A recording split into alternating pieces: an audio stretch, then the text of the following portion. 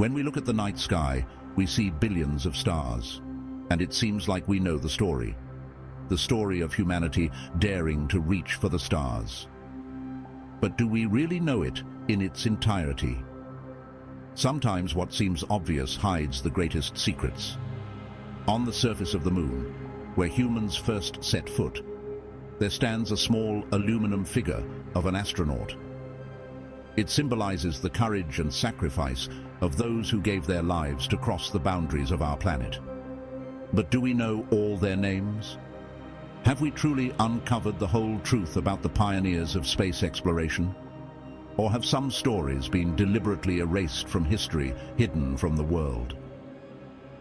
Today, we will delve into one such mystery, which for decades has raised more questions than answers.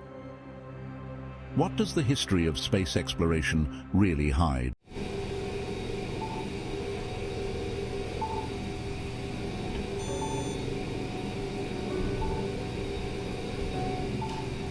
The figure on the moon, hidden victims? When the Apollo 15 crew landed on the moon in 1971, no one suspected that in addition to taking another giant leap in space exploration, they would leave something extraordinary behind: a small aluminum figure of an astronaut. This figure was meant to honor all those who died in the pursuit of space exploration. Next to it, they placed a plaque with 14 names, 8 from the USA and 6 from the USSR. However, as it turned out later, the list was incomplete. Among the names, Valentin Bondarenko, a Soviet cosmonaut who tragically died in 1961 during tests, was missing. His death was covered up by the Soviet Union and was only revealed in 1986. But Bondarenko might not have been the only one whose story was erased from the pages of history. Questions arise. How many more such heroes were deliberately forgotten?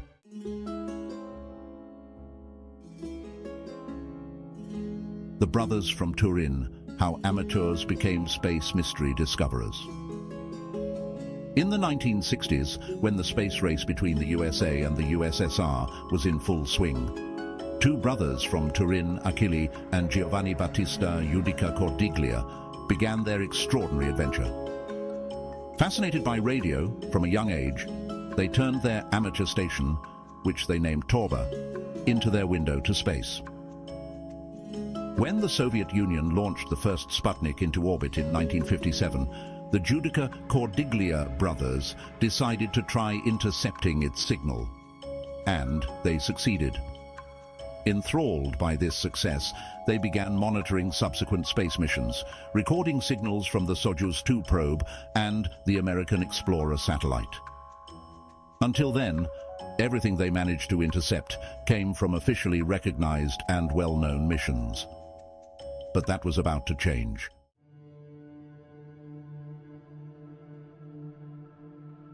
Signals from the darkness, the first mysterious recordings. On November 28, 1960, when a German radio station picked up a signal on a Soviet frequency, the Judica-Cordiglia brothers immediately activated their equipment. What they heard was unprecedented. It was a series of long and short sounds transmitted in Morse code. But the content of this message was terrifying. Achille, who was studying medicine, presented the recording to his professor. "It sounds like the heartbeat of a dying man," the professor remarked. The brothers realized they had just heard the last moments of a Soviet cosmonaut's life. But how was that possible when the Soviet Union had never admitted to any failed space missions? The first official manned spaceflight took place only in April 1961, when Yuri Gagarin orbited the Earth. Could it be that Gagarin wasn't the first person to fly into space, but merely the first to return alive?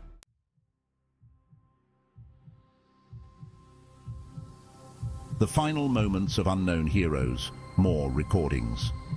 The first mysterious recording shocked the brothers, but subsequent events would reveal even more disturbing facts.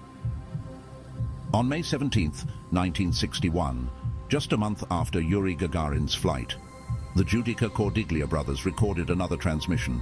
This time it wasn't Morse code, but a clear, panic-stricken female voice. Flames. It's getting hotter. Will I crash? These words, filled with fear, shook the brothers. Shortly afterward, silence followed. This recording might suggest that Valentina Tereshkova, officially recognized as the first woman in space, was not actually the first. Could another unknown cosmonaut have perished in a secret mission that ended in tragedy, with her story covered up by Soviet authorities? But the worst was yet to come. In 1962, the brothers intercepted another transmission that once again shook their world. This time, the voice belonged to a man, clearly terrified and disoriented. I'm falling, losing control. The atmosphere is too dense. I can't. His words sounded like a desperate attempt to manage a situation spiraling out of control. In the background, the sound of increasing turbulence could be heard, which eventually gave way to deafening silence. This recording might indicate an attempted re-entry to Earth that ended in catastrophe. The following years brought new, equally horrifying discoveries. In 1963, shortly before Valentina Tereshkova's official flight, the brothers recorded a conversation between two people. I can't breathe. The air. Too little air, said the man. The second voice, belonging to a woman, tried to calm him, but fear was clearly audible in her tone. We're about to lose consciousness. Earth isn't responding. After these words, there was silence. Could it be that the Soviet Union attempted to send two cosmonauts into space, who ultimately died before they could return to Earth? The most terrifying recording came from 1964, a few months before the official launch of Voskhod-1. The brothers recorded the voice of an experienced pilot trying to control a critical situation. Systems not responding. Temperature inside the cabin rising. I might burn up. He spoke calmly, seemingly resigned to his fate. The last words the brothers heard were, "Tell my family I tried." These words sounded like the final farewell of a man who knew there was no turning back. Each of these recordings raised more and more questions. Was the Soviet Union indeed hiding its failed missions? And if so, how many cosmonauts had to die before success was achieved? The Judica-Cordiglia brothers began to realize they had uncovered something that could change the course of history. But with each new recording, more doubts emerged.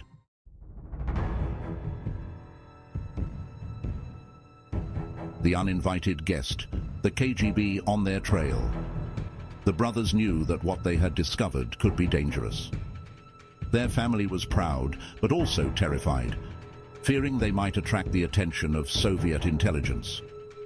One day, a man claiming to be a journalist from the USSR came to their home. He wanted to see their station and conduct an interview. The brothers, sensing danger, refused. Shortly after this incident, another man visited them, claiming to be a counterintelligence agent.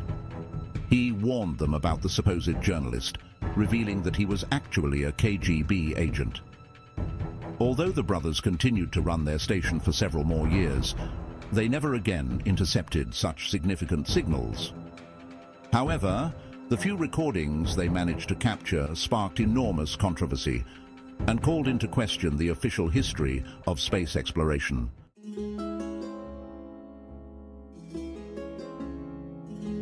Truth or fiction? Can we trust the brothers' recordings? Naturally, many doubts arose about the authenticity of the Judica-Cordiglia brothers' recordings. Why did only one amateur radio station manage to intercept these signals? Why did no other sources, including Western government and military stations, pick up these transmissions? One of the biggest issues was the language and accent of the astronauts. Although they spoke Russian, their accents were strange, and their statements contained minor grammatical errors. Additionally, they did not follow official communication protocols with Earth. Many experts believed the recordings might have been faked, created by the brothers to gain attention and fame. But why would the brothers do that? The simplest answer is that they wanted to attract attention. The brothers had technical skills and support from their sister, who was learning Russian. This could explain the language errors and unusual accent.